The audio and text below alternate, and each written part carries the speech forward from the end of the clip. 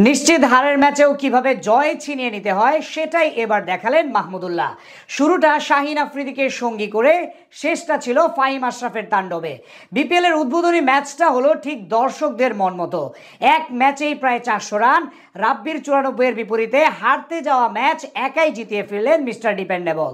মিরপুরে ঝরলো ছক্কার বৃষ্টি, চ্যাম্পিয়নরা খেললো ঠিক চ্যাম্পিয়নদের মতোই। বরিশালের রাজকীয় জয়ের বাকি গল্পটা জানবো রিপোর্টে। সবশেষ 3 বলে প্রয়োজন ছিল 11 রান, তাহলেই সেঞ্চুরি করতে পারতেন ইয়াসির আলী রাব্বি। প্রথম বলে ছক্কা মারলেও পরের বলে সিঙ্গেল নেওয়ার সুবাদে স্পর্শ করতে পারেননি 3 অঙ্কের ম্যাজিক ফিগার। তবে তাতে কি, রাব্বি আজ যা করলেন সেটাকে বিশ্লেষণ করা সত্যি কঠিন।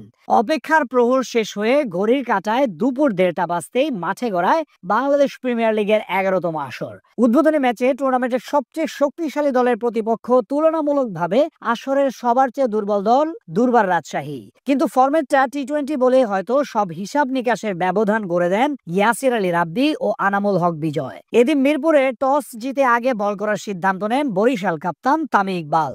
বিপরীতে মাত্র 3 জন বিদেশি নিয়ে আগে ব্যাট করতে নামে রাজশাহীর 2 ওপেনার জিসান আলম ও মোহাম্মদ হারিস। জিসানকে নিয়ে টুর্নামেন্ট জুড়ে বড় স্বপ্ন দেখছিল দেশের ক্রিকেট ভক্তরা, কিন্তু প্রথম ওভারে শাহিন শাহ আফ্রিদির মুখোমুখি না হলেও পরের ওভারে মায়ার্সের বলেই কুপঘাত 20 বছর বয়সী এই পাওয়ার হিটার। ক্যারিবীয় বোলারের ইনসুইং ডেলিভারি লাইন মিস করে বোল্ড আউট হন তিনি। 3 নম্বরে নামা ক্যাপ্টেন আনামুল হক বিজয়ের সাথে ইনিংস মেরামতের কাজে লেগে যান পাকিস্তানি ব্যাটার মোহাম্মদ হারিস।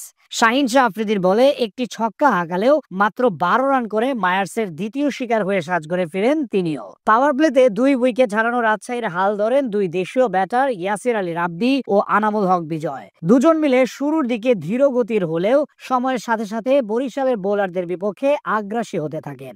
10 ওভার শেষে উত্তরবঙ্গের দলটার সংগ্রহ 75 রান। মাঝে 41 বলে আসরের প্রথম অর্ধশতক তুলে নেন বিজয়। খানিক পরেই তাতে যোগ দেন ইয়াসির রাব্বি।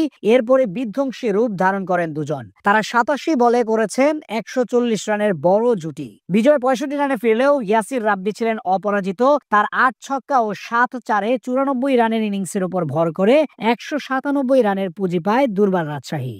জবাবে ব্যাট করতে নেমে জিসান আলমের প্রথম বলেই এলবিডব্লিউর ফাঁদে পড়ে প্যাভিলিয়নে ফিরেন নাজমুল হোসেন শান্ত। স্বীকৃত টি-20 ক্রিকেটে এটি তার দ্বিতীয় ডাক মারার রেকর্ড, যেখানে দুবারই হয়েছেন রাজশাহীর বিপক্ষে। তার বিদায়ের পরের ওভারেই তাসকিনের বলে আউট হন তামিম ইকবাল। ইনিংস বড় করতে পারেননি কাইল মায়ার্সও। 5 বলে 6 রান করে তিনিও ফিরেন সাজঘরে। পাওয়ার প্লেতে 3 উইকেট হারানো বরিশালের বিপদ বাড়ে 13 রান করে হাসান মুরাদের শিকার হয়ে মুশফিকুর রহিম আউট হলে। এরপর দলের হাল ধরেন মাহমুদুল্লাহ রিয়াদ ও অবাক করে দিয়ে 7 নম্বরে ব্যাট করতে আসা শাহিন শাহ আফ্রিদি। আফ্রিদি 17 বলে 27 রান করে বিদায় নিলেও ফাহিম আশরাফকে সাথে নিয়ে তাণ্ডব চালান মাহমুদুল্লাহ রিয়াদ। শেষ পর্যন্ত তার 26 বলে 56 রান এবং ফাহিমের 21 বলে 54 রানের উপর ভর করে সহজ জয় নিয়ে মাঠ ছাড়ে বর্তমান চ্যাম্পিয়ন ফরচুন বরিশাল।